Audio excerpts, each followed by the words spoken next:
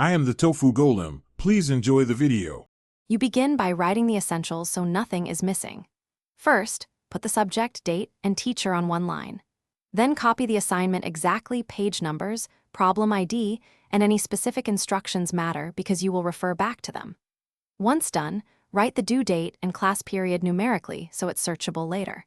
Make sure to use abbreviations you understand.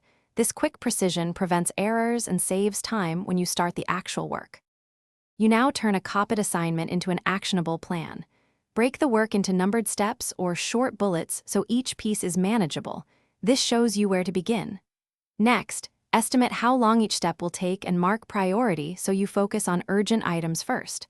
Also list materials and where to find them, like textbook chapters or websites. Once this structure is in place, scheduling and starting feels natural and you reduce procrastination because tasks are concrete and time-bound. You finish by reviewing and locking the entry so it guides you. Double-check the due date against your calendar and grades. If conflicts appear, adjust priority. Mark a checkbox or set a phone alarm and add a short follow-up note for review sessions.